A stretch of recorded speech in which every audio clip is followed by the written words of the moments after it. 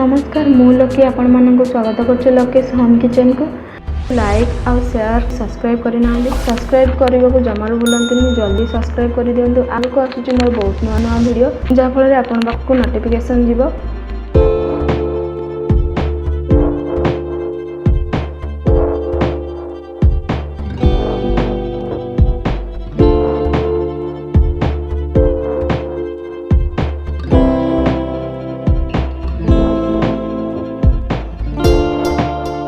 चलते बन नवा बुंदी लड्डू बनवाई मुझे प्रथम बेसन नहीं 300 ग्राम नहीं चीनी भी 300 ग्राम नहीं मुझे छोट छोट कटा हुआ काजू और मगज नहीं 5 ରୁ 6 गुजराती नहीं बेटर बनवाई अल्प पानी नहीं ये चम्मच मु बेकिंग सोडा आ फ्रूट कलर अल्प लुण नहीं बेसन गोटे भल बेटर बनवाई मुझे हैंड ब्लेंडर साहाय्य अल्प अल्प पानी देकी भल से गोटे बेसी पतला नुह कि बेसी बहलिया नुह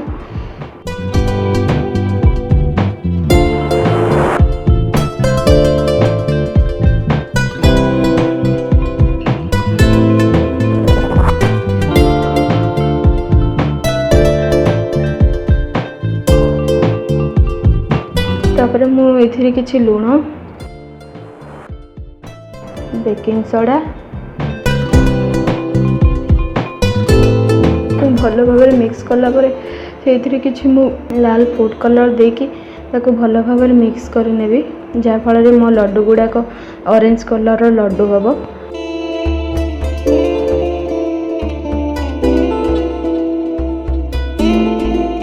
एठी मु कड़ाई तेल गरम कर तेल पूरा बुंदी बनवाई तेल पूरा गरम रहा दरकार मु देखो बुंदी छाणीबा बुंदी पकेबा एमती गोटे छांच नहीं छोट छोट कणा वाला छांच जो छांच छोट छोट कणा अच्छे बुंदी अति सहज गलिब मुझे गोटे चामच साहाय्य बेटर पकईकि एमती राउंड सेप्र तले देखो बुंदी गुड़ाक बहुत सहज बहुत सुंदर सुंदर छोट छोट बुंदी पड़ुची।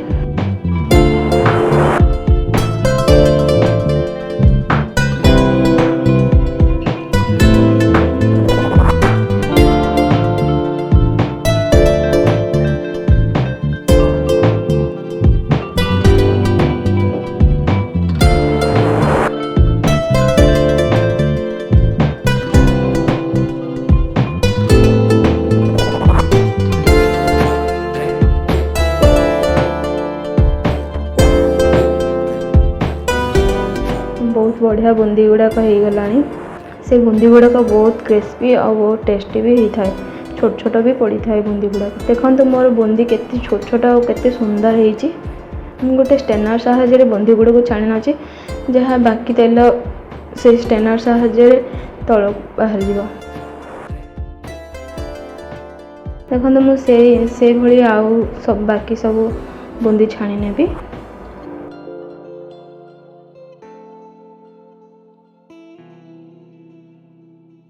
बुंदी छाणी नेला परे एमती बेला साहाय्य राउंड राउंड सेप बुंदी कले बुंदी गुड़ाक बहुत जल्दी तल को खसी जाए बेटर कंसिस्टेंसी ठीक रहा दरकार ना बुंदी गुड़ाक जदि बेसी बहलिया हो जाए तो मोटा मोटा हो जाए और जदि बेसी पतला हो जाए बुंदी गुड़ाक बहुत लंबा लंबा हो जाए तेणु बेटर कंसिस्टेंसी पूरा ठीक रहा दरकार बुंदी बनैला बेले। चलते आम बुंदी पूरा रेडी पूरा भल से ठीक से बुंदी गुड़ाक हो जाए बहुत सुंदर भाव। अभी नेक्स्ट प्रोसेस चीनी सिरा करवा चीनी सिरा मुझे 2 कप चीनी नहीं जाइए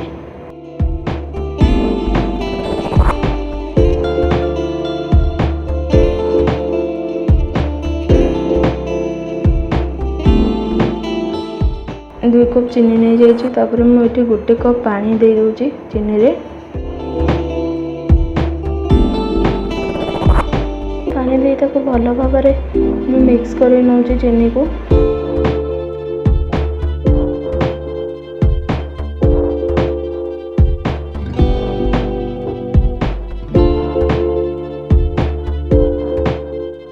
देखो मो चीनी फुटबार लगी धीरे धीरे मेल्ट हबार लगी देखो मो चीनी सिरा पूरा ପ୍ରସ୍ତୁତ ହୋଇଯାଇଛି।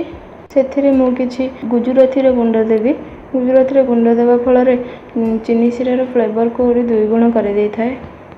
ମୁଁ ଦେଖନ୍ତୁ ଛାଣି ରଖିଥିବା ବୁନ୍ଦି ଗୁଡ଼ାକ ମୁଁ ସେଇ ଚିନି ଶିରାରେ ପକାଇ ଦେଉଛି। ବହୁତ ସୁନ୍ଦର ହେଇଛି ମୋ ବୁନ୍ଦି ଗୁଡ଼ାକ।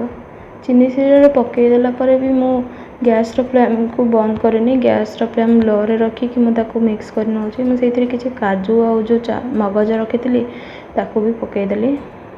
ଭଲ ଭାବରେ ମିକ୍ସ କଲାବେଳେ ପରେ ଦେଖନ୍ତୁ ଆମର ରେଡ଼ି ହେଇଗଲାଣି ବୁନ୍ଦି।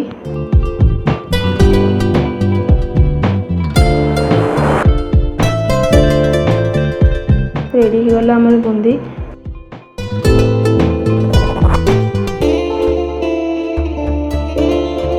କିଛି ଗୁଆ ଘିଅ ନେଇଛି ମୁଁ ଏଠି। ଗୁଆ ଘିଅକୁ ପାପୁଲିରେ ଲଗାଇ ଏମିତି ଛୋଟ ଛୋଟ ବଲ୍ ତିଆରି କରୁଛି, ଲଡ଼ୁ ବଲ୍, ଯେମିତି ଲଡ଼ୁ ବିକା ହୁଏ। ଏଇ ଲଡ଼ୁ ଗୁଡ଼ାକ ପୁରା ମାର୍କେଟର ଲଡ଼ୁ ପରି ପୁରା ଟେଷ୍ଟି।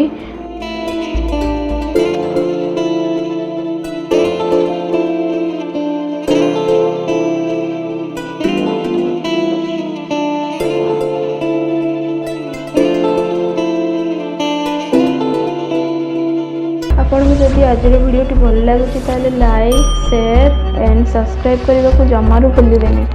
ରହୁଛି, ନମସ୍କାର।